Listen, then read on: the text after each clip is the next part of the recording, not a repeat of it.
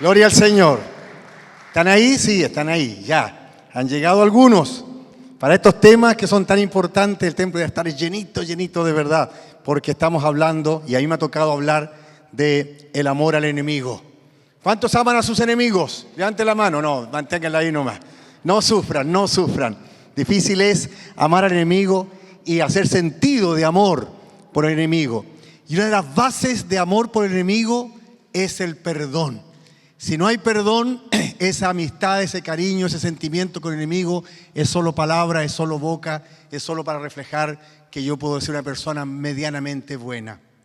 Amar al enemigo se hace difícil. Y los que trabajamos en el sistema penitenciario tenemos que experimentar y vivenciar el amor real por los enemigos. Era un niño pequeño que andaba con su padre sobre sus hombros por allá por 1966, 67.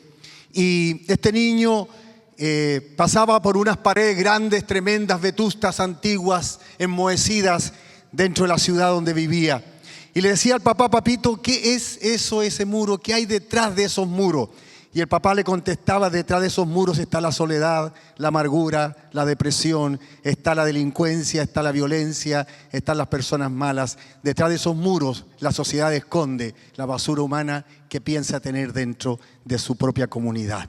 Esas palabras impactaron a aquel niño y 26 años después ese niño comenzó a entrar a las cárceles de nuestra patria. Y ya por 38 años y más estoy trabajando al interior de esos muros que un día descubrí. Que yo amaba el dolor, la miseria, la violencia, para traer paz y consolación a través de un solo acto: la santa palabra de Dios.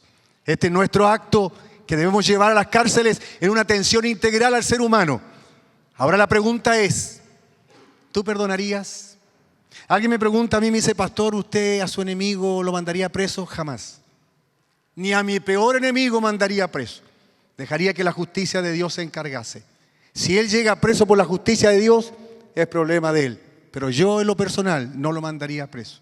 Aquí estoy con el capellán de Puente Alto, un consiervo amado, y realmente nosotros sabemos lo que es el sistema penitenciario.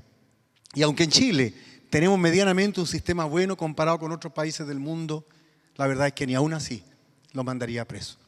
Ahora bien, la pregunta a su vida y a su corazón, aprovechando bien el tiempo, es: ¿podrías tú perdonar a quien ha violado? ¿A quien te ha asaltado? ¿A quien ha entrado a tu hogar y te ha vulnerado? ¿A quien te ha matado? ¿Ha quitado vida de un ser querido tuyo? ¿Lo amarías? Había un varón misionero y conferencista internacional como el que ustedes van a tener aquí, maravilloso, aprovéchenlo, pero absolutamente, a nuestro amado Pablo de Eiros, que Dios bendiga su vida, amigo de mis padres, que ya descansan en la gloria celestial.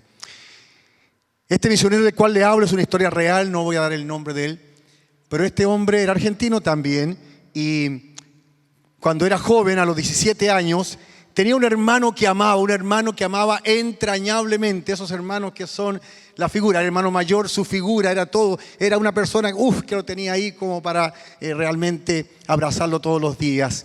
Y caminando por la calle, un atardecer de un día, camino a casa, fueron asaltados y un hombre acuchilló a su hermano con 17 puñaladas y lo mató delante de él.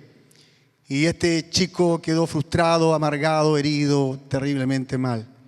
Pasaron los años, el Señor actuó en su vida, se convirtió al Señor, entró a un seminario y empezó a estudiar la palabra. El Señor obró en él y se convirtió en un gran teólogo y gran conferencista internacional. Viajaba por el mundo predicando y era todo muy hermoso en la vida de él.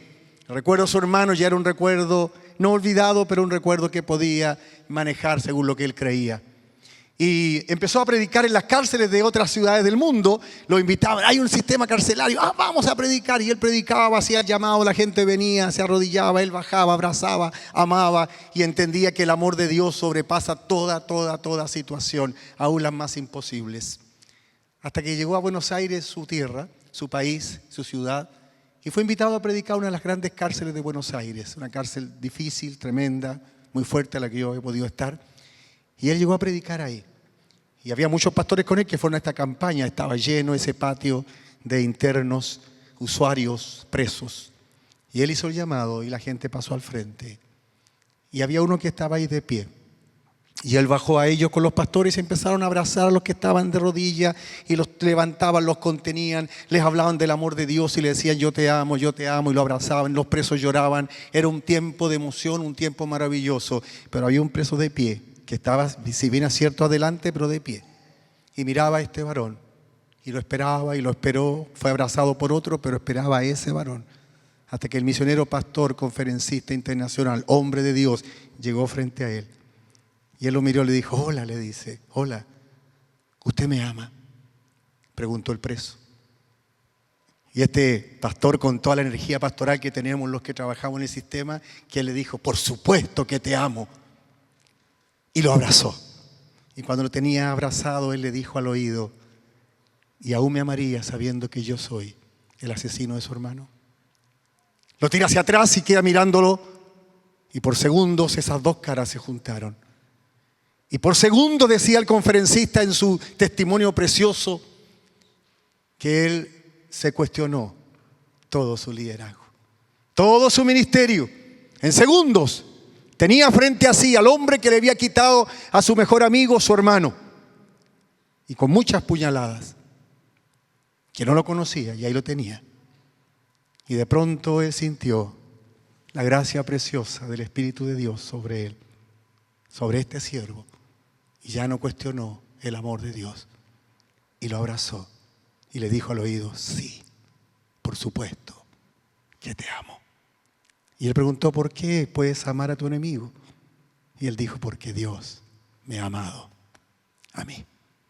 Los que estamos aquí, solo Dios sabe qué tiene usted en su corazón, qué enemistades tiene, qué situaciones tiene. Solo Dios sabe. Yo no.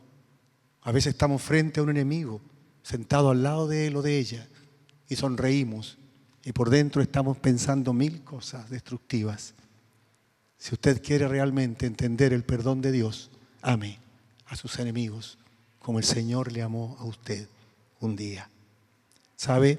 Déjeme llevarles al texto bíblico, porque estos minutos son terribles, comilones de vida. En la santa palabra de Dios hay una acción. Yo pedí un texto ahí, no sé si lo tienen. Jesús ya estaba en tiempo de fin. Jesús ya estaba no solo camino a la cruz, sino en la cruz. Desde su frente corrían gotas de sangre que se iban secando en su pelo, en su rostro. Jesús es levantado. Y hay un hombre que le dice, oye, tú que dices ser el Hijo de Dios, ¿por qué no nos salvas? Y el otro que estaba ahí le dijo, tranquilo, cállate. ¿Cómo se te ocurre hablarle así a quien está aquí? Ningún mal ha hecho. Tú y yo estamos bien condenados. Amados, cuando leamos la palabra de Dios, entendamos que la palabra de Dios es fuerte y tiene siempre una historia más allá en cada texto. Hay que escarbar el texto. Si ellos estaban condenados a la muerte, eran porque no eran ladroncitos. ¿Está conmigo?